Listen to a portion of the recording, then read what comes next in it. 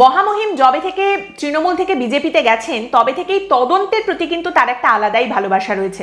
মানে আপনি দেখবেন তখন যখন বিরোধী দলনেতা ছিলেন শুভেন্দু অধিকারী, তখন কথায় কথায় ইডি সিবিআই এর কথা বলতেন, ইডি আসবে, সিবিআই এর তদন্ত হবে। আমরাও খুবই খুশি হয়ে যেতাম, খুবই এক্সাইটিং ব্যাপার। এই তো কেন্দ্রীয় তদন্তকারী সংস্থা বলে কথা, ইডি সিবিআই তারা আসবে, ঝপ করে তারা ধরে ফেলবে, খপ করে একেবারে শাস্তি হয়ে যাবে।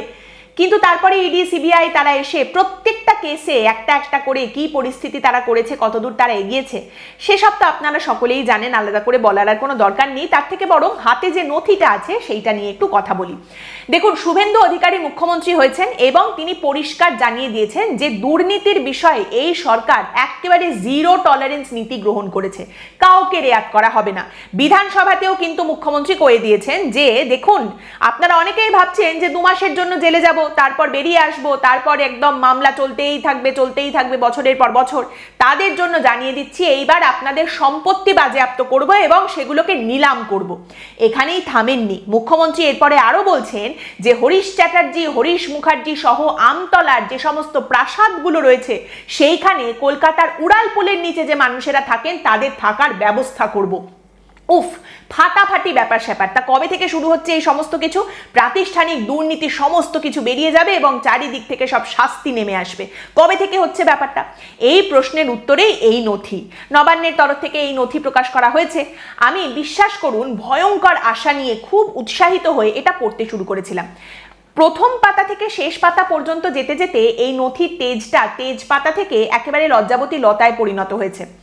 নমস্কার, আমি পৌলমী এবং আজকে এই নথিতে কি আছে সবটাই আপনাদের সামনে রাখবো। এবং আজ আমরা কথা বলবো যে কিভাবে ভালো তৃণমূল, 4 ঘন্টার তৃণমূল, হাতে তামাক খাওয়া তৃণমূল, বিজেপির সহযোগী তৃণমূলকে ছাড়িয়ে নতুন শুভেন্দুর সরকার পশ্চিমবঙ্গে এই প্রাতিষ্ঠানিক দুর্নীতির মুখোশ একেবারে ছিঁড়ে ফেলবে। তাহলে তদন্তে কি কি রয়েছে? অনেক কিছু আছে। মহামহিম এখনো পর্যন্ত ক্ষমতায় আসার পর থেকে যতগুলো তদন্তের কথা ঘোষণা করে দিয়েছেন সেখানেই আপনি অনেক কিছু পেয়ে যাবেন। এবং আমি শুধু ইডি সিবিআই এর কেসের কথা বলছি না, মুখ্যমন্ত্রী যে ঘোষণাগুলো করেছেন যে তদন্তগুলো হবে সেগুলো যদি আপনি ধরেন, তার মধ্যে অন্তত খানচারেক পুরসভা রয়েছে, পুরসভার দুর্নীতির বিষয়টা রয়েছে। এছাড়া মদ সরবরাহ করার নাম করে 300 কোটি টাকার তোলাবাজি করা হয়েছিল, তার তদন্ত করা হবে, মুখ্যমন্ত্রী শুভেন্দু অধিকারী ঘোষণা করে দিয়েছেন। তারই সঙ্গে স্কুল ইউনিফর্ম, সেই স্কুল ইউনিফর্ম বিভিন্ন জায়গায় সরকারের তরফ থেকে যেগুলো পাঠানো হয়েছে সেগুলো অত্যন্ত নিম্নমানের এবং সেখানে আসলে তার জন্য যে টাকা বরাদ্দ ছিল সেই কোটি কোটি টাকা নয়-ছয় করা হয়েছে, দুর্নীতি করা হয়েছে, এটার তদন্ত করে দেখা হবে, এই কথা ঘোষণা করেছেন মুখ্যমন্ত্রী। সেটাও প্রায় মাস 2 হতে চললো এই ঘোষণাটার, নিশ্চয়ই তদন্ত শুরু হয়েছে। এরপরে আপনি ধরে নিন বিজিবিএস, আপনাদের মনে আছে নিশ্চয়ই আমাদের পূর্বতন মুখ্যমন্ত্রী দিদি তিনি বাণিজ্য সম্মেলন করতেন, বিশ্ববঙ্গ বাণিজ্য সম্মেলন, এবং সেইটা করতে গিয়ে সেখানেও নাকি দুর্নীতি হয়েছে। একে তো এই বাণিজ্য সম্মেলন ছিল একটা আজব কারখানা, যেখান থেকে খালি মৌ বেরোতো, খালি মৌ সই হতো, কোনো মধু আসতো না, ইনভেস্টমেন্ট আসতো না। তো সেইখানে এই বাণিজ্য সম্মেলন করতে গিয়ে পূর্বতন মুখ্যমন্ত্রী একটি ইভেন্ট ম্যানেজমেন্ট সংস্থাকে নাকি 635 কোটি টাকা দিয়ে গেছেন। এই গোটা জিনিসটার তদন্ত হবে, তদন্ত করে দেখা হবে, দরকার হলে ওই টাকা পয়সা তছরূপের মামলা যারা দেখাশোনা করেন তাদের হাতে দায়িত্ব তুলে দেওয়া হবে। কাউকে ছাড়বো না বলেছিলেন মুখ্যমন্ত্রী শুভেন্দু অধিকারী, কাউকে ছাড়বো না, ছাড়ার জন্য লোক বসায়নি। যারা বসেছিলেন তারা আজ অব্দি ওঠেননি, এই ঘোষণাও অনেকদিন হলো হয়ে গেছে, নিশ্চয়ই এই তদন্তটাও শুরু হয়েছে। এছাড়া লক্ষ্মীর ভাণ্ডার, আপনারা জানেন যে লক্ষ্মীর ভাণ্ডারে ভুয়ো উপভোক্তাদের খুঁজে বের করে তাদের ধরা হবে, মুখ্যমন্ত্রী সেই ঘোষণা করেছিলেন। তারই সঙ্গে মহামহিম জানিয়েছিলেন যে দেখুন, এই যে ভুয়ো উপভোক্তাদের লক্ষ্মীর ভাণ্ডারে টাকা দিতে গিয়ে পূর্বতন সরকার এক বছরে 450 কোটি টাকা করে গচ্চা দিয়েছে এবং সেই গোটা জিনিসটার তদন্ত করা হবে, তার জন্য সিট তৈরি করা হচ্ছে জানিয়েছিলেন মুখ্যমন্ত্রী। আপনারা জানেন ভুয়ো উপভোক্তা হিসেবে এখনো পর্যন্ত 6-7টা কেস সামনে এসেছে, যাদের গ্রেপ্তার করা হয়েছে, কিছু নাম সামনে রাখা হয়েছে, কিন্তু বছরে 450 কোটি টাকা গচ্চা মানে কত ভুয়ো উপভোক্তা, সেগুলো নিশ্চয়ই ধরা হবে, সেই তদন্ত শুরু হয়েছে। মুখ্যমন্ত্রী যখন ছিলেন মমতা বন্দ্যোপাধ্যায় তিনি বলতেন পাহাড় হাসছে, কিন্তু আমাদের বর্তমান মুখ্যমন্ত্রী শুভেন্দু অধিকারী জানিয়ে দিয়েছেন যে এই হাসির পেছনে আসলে রয়েছে দাঁতে পোকা, কারণ পাহাড়েও দুর্নীতি হয়েছে, জিটিএতে দুর্নীতি হয়েছে, সেখানে টাকা পয়সা নয়ছয় করা হয়েছে এবং সেখানে যত চোর আছে সবাইকে ধরা হবে, সবাইকে তদন্তের আওতায় আনা হবে বলে দিয়েছেন মুখ্যমন্ত্রী শুভেন্দু অধিকারী। এবং শুভেন্দু অধিকারী একথাও জানিয়েছেন যে দেখুন, আমি ক্ষমতায় আসার পর দেখছি যেখানে হাত দিচ্ছি সেখান থেকে পচা দুর্গন্ধ বেরোচ্ছে, সেখানেই দুর্নীতি। এত লোককে জেলে পাঠাতে হবে যে মনে হচ্ছে ব্রিগেডটাকে এবার জেল হিসেবে ব্যবহার করতে হবে। কিন্তু এই এত পচা দুর্গন্ধের মধ্যে থেকে এখনো পর্যন্ত কয়েকটা মিনি সাইজের ছুঁচোকে বের করে ধরা গেছে, কোনো ধেড়ে ইঁদুরও এখনো পর্যন্ত কিন্তু হাতে আসেনি। যারা যারা গ্রেপ্তার হয়েছেন এই দুর্নীতির কথা বলে, আপনারা জানেন কয়েক মাসের মধ্যে তারা জামিন পেয়ে বেরিয়ে চলে আসবেন। এবার সরকার তদন্ত সবকটারই শুরু করেছে। সরকার এখন গ্ল্যাক্সো বেবি মাত্র 2 মাস বয়স, কিছু বললেই এখন বিজেপি সমর্থকরা এসে বলেন 2 মাসের বাচ্চার কাছ থেকে কত কিছু আশা করছেন আপনারা, সবে তো 2 মাস হলো এই সরকারটা এসেছে। দেখুন, এই যে নথিটা, এটা এই তদন্তগুলোর নথি নয়, কারণ এই তদন্তগুলো তো শুরু হয়েছে, যবে হবে তবে হবে, দেখা যাবে, নিশ্চয়ই এই তদন্তের ফলাফল সামনে আসবে। এই নথি হচ্ছে শুভেন্দু অধিকারীর সরকারের তরফ থেকে দুর্নীতি ধরার জন্য, প্রাতিষ্ঠানিক দুর্নীতি ধরার জন্য কমিশন তৈরি করা হয়েছে। দুর্নীতির একেবারে বুকের উপরে চেপে বসে দুর্নীতিকে উপড়ে ফেলা হবে যে কমিশন তৈরি করা হয়েছে, সেইটার নথি। কি রকম? এই রাজ্যে বিগত 15 বছরে যত ধরনের দুর্নীতি, প্রাতিষ্ঠানিক দুর্নীতি হয়েছে, সেই সমস্ত কিছু খতিয়ে দেখার জন্য একটা কমিশন তৈরি করা হয়েছে। নবান্নের তরফ থেকে এই বিজ্ঞপ্তি জারি করা হয়েছে এবং পূর্ব ঘোষণা মতোই দেখা যাচ্ছে যে এই কমিশনের মাথায় থাকবেন অবসরপ্রাপ্ত বিচারপতি বিশ্বজিৎ বসু। মাননীয় বিশ্বজিৎ বসু, তিনি এখনো পর্যন্ত এই কাজের মধ্যে রয়েছেন।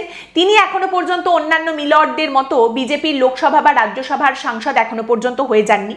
আমরা না অভিজিৎ বাবুকে খুব মিস করি মাঝে মধ্যে। কোথায় যে গেলেন ভদ্রলোক, গান্ধী না গডসে, বললেনও না, না বলে তিনি চলে গেলেন, না বলেই কোথায় যেন হারিয়ে গেলেন, এখন তাকে খুব একটা দেখতেও পাওয়া যায় না। তো যাই হোক, এই যে কমিশন, তারা করবে কি? সব রকমের দুর্নীতির তারা তদন্ত করে দেখবে, প্রাতিষ্ঠানিক দুর্নীতি। এবার এই লিস্টটা বিশাল লম্বা যে কি ধরনের দুর্নীতি এই কমিশন তদন্ত করবে। কাজেই আপনারও যদি এরকম কিছু দুর্নীতির কথা আপনি যদি জানেন বা আপনার সঙ্গে হয়ে থাকে, আপনিও চলে আসতে পারেন, লিস্টের মধ্যে নিশ্চয়ই ফিট করে যাবেন। 2011 থেকে 2026-এর মে মাস পর্যন্ত যত ধরনের দুর্নীতি হয়েছে, ধরুন কোনো সরকারি দপ্তরে যদি দুর্নীতি হয়ে থাকে, মৎস্য দপ্তর, খাদ্য দপ্তর, পঞ্চায়েত পুরসভা নিয়ন্ত্রিত কোনো দপ্তর, সেখানে যদি দুর্নীতি হয়, আপনার কাছ থেকে ঘুষ নেওয়া হয়েছে, সেরকম কোনো পরিস্থিতি যদি হয়ে থাকে, কিংবা ধরুন আমফানের যে ত্রাণ দেওয়া হয়েছে সেটা নিয়ে দুর্নীতি, মিড ডে মিল, 100 দিনের কাজের দুর্নীতি, সেই সমস্ত দুর্নীতি এর মধ্যে রয়েছে। এছাড়া নিয়োগের ক্ষেত্রে দুর্নীতি, ধরুন শিক্ষা জগতে যে নিয়োগ হয়েছে সেখানে দুর্নীতি, প্রাথমিক, মাধ্যমিক, স্কুল শিক্ষা, কলেজ শিক্ষা, এই সমস্ত জায়গায় যদি কোনো দুর্নীতি আপনি জেনে থাকেন বা কোথাও যদি কোনো দুর্নীতি হয়ে থাকে, মেডিকেল কলেজ, হাসপাতাল, স্বাস্থ্য বিভাগের দুর্নীতি, মেডিকেল শিক্ষা যেটা, সেখানে গিয়ে কোনো পড়ুয়ার যদি কোনো দুর্নীতির সামনে পড়ে থাকেন, কোথাও সরকারি টাকা পয়সা আত্মসাৎ করা হয়েছে, সরকারি টাকা পয়সার অপব্যবহার করা হয়েছে বা ক্ষমতার অপব্যবহার করা হয়েছে, এরকম কোনো অভিযোগ যদি থেকে থাকে, আপনাকে মিথ্যে মামলায় ফাঁসিয়ে দেওয়া হয়েছে, ভুয়ো মামলা আপনাকে দেওয়া হয়েছে, গ্রেপ্তার করা হয়েছে, সেই অভিযোগ যদি আপনি নিয়ে যেতে চান সেটাও নিয়ে যেতে পারেন, এগুলোও খতিয়ে দেখা হবে। তারই সঙ্গে বলা হচ্ছে যে কোনো জায়গায় কোথাও হুমকি দেওয়া হয়েছে, বেআইনি নির্মাণ হয়েছে, সেখানে সরকারের ভূমিকা কি থেকেছে, এই সমস্ত কিছু নিয়ে কিন্তু আপনি যেতে পারেন। এই সমস্ত ধরনের দুর্নীতি তদন্ত করে দেখবে এই কমিশন।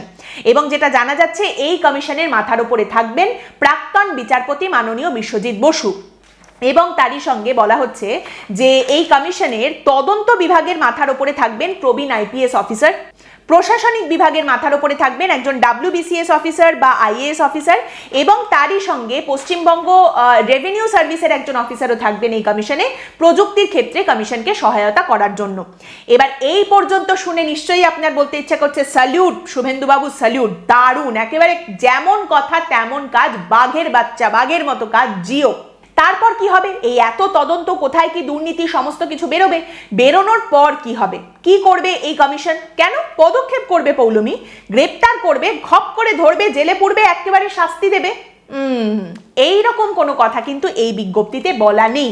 বরং এই বিজ্ঞপ্তির শেষ পাতা বলছে, the commission may recommend prompt filing of FIRs by the respective police authorities if anomalies or irregularities are detected by them in any institutions and persons involved therein। অর্থাৎ কিনা কোথাও কোনো অ্যানোমালি, ইররেগুলারিটি এগুলো যদি পায় এই কমিশন, তাহলে তারা পুলিশকে বলবে যে তোমরা এই বিষয়টায় তাড়াতাড়ি FIR করো। এবার পুলিশ এফআইআর করলে তারপরে জিনিসটা যেভাবে নিয়ম মতো এগোনো সেভাবে এগোবে। পুলিশ এফআইআর করবে, তারপর তদন্ত করবে, গ্রেপ্তার করবে, তারপর আদালতে পেশ করা হবে, তারপর মামলা যেরকম এগোনো সেরকমটাই এগোবে। কারণ এখানে পরিষ্কার বলে দেওয়া হচ্ছে, the commission shall not act as a substitute of statutory investigation agency. এবং সব থেকে বড় কথা, এখানে কাটা ঘায়ে নুনের ছিটে যেটা, সেটা হলো এই বিজ্ঞপ্তিতে একদম শেষে বলা হচ্ছে, the commission shall not consider cases or complaints of which cognizance taken by the other statutory commissions and which is under investigation by central investigation agencies।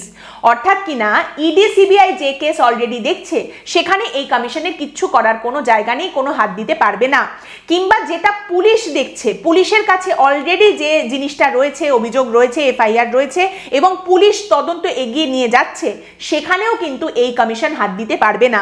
তদন্ত কতদূর এগিয়েছে সেটাও কিন্তু প্রশ্ন করার কোনো জায়গায় এই কমিশন থাকবে না।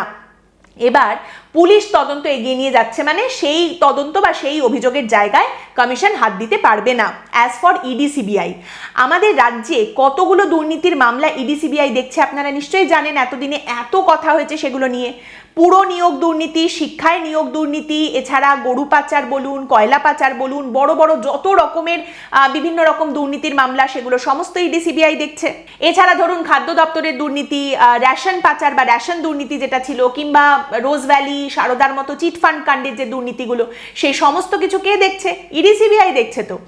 এবং এইখানেই বলে রাখি, বাই দ্য ওয়ে, এই চিটফান্ড দুর্নীতিতে কার নাম জড়িয়ে ছিল, কে ছিলেন অভিযুক্ত? মদন মিত্র। তিনি এখন ভালো তৃণমূলে চলে গেছেন। জ্যোতিপ্রিয় মল্লিক, রেশন দুর্নীতিতে তাকে গ্রেপ্তার করা হয়েছিল, কেন্দ্রীয় তদন্তকারী সংস্থার হাতে তিনি গ্রেপ্তার হয়েছিলেন। এবার বালু শুধুই চাল চুরি করেছে, নাকি ট্রিপলও চুরি করেছে, নাকি তার সঙ্গে চাকরি চুরিরও কিছু করেছে, এই প্রশ্ন যদি কাউকে করতে হয় সেটা কিন্তু এই কমিশন করতে পারবে না। সেটা এই কমিশনের হাতে নেই, পুলিশের হাতেও নেই, সেটা তো ইডি সিবিআই কেন্দ্রীয় তদন্তকারী সংস্থা দেখছে। এইবার তাহলে এগুলোর কোনোটাতেই এই কমিশন কোনো হাত দিতে পারবে না। এবার তাহলে আপনি যদি প্রশ্ন করেন যে কমিশন তো এফআইআর করতে বলতে পারে, এফআইআর এর ক্ষেত্রেও বলা হচ্ছে কমিশন মে রেকমেন্ড। এই এফআইআর করাটা তারা রেকমেন্ড করতে পারবে। এই কমিশন এটাও বলতে পারবে না পুলিশকে যে এখানে তোমাকে এফআইআর করতেই হবে, সে রেকমেন্ড করতে পারবে। তাহলে এই কমিশন কোন প্রাতিষ্ঠানিক দুর্নীতিটা বের করবে, এর মাধ্যমে কাকে ধরা হবে, কোন প্রাতিষ্ঠানিক দুর্নীতি বের করে আনা হবে, মানে এর মাধ্যমে কার বিরুদ্ধে কোন অভিযোগটা সামনে উঠে আসবে বলুন তো। তার মানে বিষয়টা দাঁড়াচ্ছে, ইডি সিবিআই কোনো মামলা দেখছে, সেখানে তোমার কিছু বলার দরকার নেই, তুমি বাদ দাও। পুলিশ দেখছে, তদন্ত করছে, তোমার এখানে কিছু বলার নেই, তুমি বাদ দাও। এফআইআর করার ক্ষেত্রেও এফআইআর করতেই হবে এরকমটা তুমি বলতে পারো না। তুমি বলো যে এফআইআর করো, তারপর আমরা দেখবো কি করতে হবে, বাকিটা তুমি বাদ দাও। তাহলে এই কমিশন করছেটা কি? মানে ঢাল নেই, তরোয়াল নেই, নিধিরাম সর্দার করে রাখা হচ্ছে এই কমিশনকে। কিন্তু তাহলে কমিশনের দরকারটা কি রয়েছে? মানে এই নিধিরাম সর্দারকে নিয়ে তাহলে কি করা যাবে? এই কমিশন দেখবেটা কি, করবেটা কি?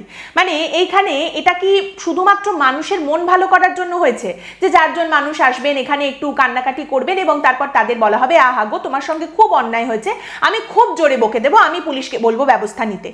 এইটার জন্য যদি কমিশন হয়ে থাকে তাহলে তো তার জন্য সরকারের বিধায়ক রয়েছেন, সরকারের প্রশাসন রয়েছে, মুখ্যমন্ত্রী নিজে জনতার দরবার করেন এবং সেখান থেকে মুখ্যমন্ত্রী রেকমেন্ড করে দিতে পারেন যে এটার এফআইআর করতে হবে, তদন্ত এগিয়ে নিয়ে যেতে হবে। এর জন্য আলাদা করে কমিশনের কি দরকার? মানে এখানে কি হবে এই কমিশনের মধ্যে? এবং তারই সঙ্গে প্রশ্ন করতে হয় যে এর জন্য যদি কমিশনটা না হয়ে থাকে তাহলে কি ওই চিৎকার করা নিউজ চ্যানেলের অ্যাঙ্কারদের জন্য এই কমিশনটা, যে যখনই তারা ভুল করে কোনো কথা সরকারের বিরুদ্ধে বলে ফেলবে বা সরকারকে প্রশ্ন করে ফেলবে, সঙ্গে সঙ্গে এই কমিশনের মাধ্যমে তাদের কাছে কিছু একটা পাঠিয়ে দেওয়া হবে চোখটা ঘুরিয়ে দেওয়ার জন্য। 4টে ইললিগাল কনস্ট্রাকশন ভাঙার জন্য রেকমেন্ডেশন দিয়েছে এই কমিশন, যে কাজটা আসলে পুলিশের করার কথা। 4টে হুমকির হিসাব করেছে এই কমিশন, যে কাজটা আবারও প্রশাসনের করার কথা। বিধায়ক রয়েছেন, এত জনপ্রতিনিধি রয়েছেন, তাহলে কমিশনের দরকারটা কি? আচ্ছা, তাহলে এই কমিশন কি সেই বিরোধীদের জন্য যারা এখনো পর্যন্ত চুপ করছেন না বা যারা এখনো পর্যন্ত পাশে এসে বসছেন না, তাদের দেখানোর জন্য? তোমার বিরুদ্ধেও কিন্তু আছে আমার কাছে ফাইল, দিস্তা দিস্তা কাগজ আমি জড়ো করেছি তোমার নামে, হয় পাশে এসে চুপ করে বসো আর না হলে মামলার জোয়ারে ভাসো। এই কমিশন কমিশন খেলাটার তাহলে দরকারটা কি আছে? আলটিমেটলি এই কমিশন করতেটা কি পারছে? বিষয়টাকে এরকম যে এই কমিশনটা তার মানে মানুষের ভালোর জন্য নয়, আপনার রাজনৈতিক এজেন্ডার জন্য। ভুল বললাম, এই কমিশনটা আসলে মানুষের ভালোর জন্য, আপনার রাজনৈতিক এজেন্ডার জন্য নয়। একদম শেষে এই যে বিজ্ঞপ্তি, সেখানে যে কথাটা বলা হচ্ছে সেটা হলো, the state government May, if any situation so demand, subsequently issue additional terms of reference of the commission. অর্থাৎ খেলার নিয়ম যে কোনো সময় আমি বদলে দিতে পারি, কারণ আমি রেফারি, আমি সরকার, আমি যে কোনো সময় নিয়ম বদলাতে পারি, নতুন নিয়ম ঢুকিয়েও দিতে পারি, যেটা আমার মনে হবে সেই সময় ঠিক সেটা আমি করে ফেলতে পারি। 3 পাতার বিজ্ঞপ্তি, তার 1.5 পাতা জুড়ে হ্যান করেঙ্গা, ত্যান করেঙ্গা, ইয়ে করেঙ্গা, ও করেঙ্গা, আর শেষ পাতায় এসে ক্যা হি করেঙ্গা, ক্যাসে করেঙ্গা। দেখুন, দায়িত্বহীন ক্ষমতা শাসককে স্বৈরাচারী করে, আর ক্ষমতাহীন দায়িত্ব তাকে অপদার্থ করে। আগামী দিনে পশ্চিমবঙ্গে হয়তো এই দুটোরই খুব সুন্দর উদাহরণ দেখতে পাওয়া যাবে। একদিকে গুন্ডা দমন আইনের মাধ্যমে, আরেকদিকে এই দুর্নীতির জন্য তৈরি করা কমিশনের মাধ্যমে। দেখুন, আমি যদি ভুল প্রমাণিত হই এই বিষয়টায়, তাহলে আপনার থেকে বেশি খুশি আমি হব, কিন্তু সমস্যাটা এটাই যে এই সব জিনিসে আমার ব্যাড লাকটাই খুব খারাপ। আজকের পর্ব এখানেই শেষ করছি। আপনাদের মতামত অবশ্যই জানাবেন। পরের দিন দেখা হবে অন্য একটি বিষয় নিয়ে আলোচনায়। ভালো থাকবেন।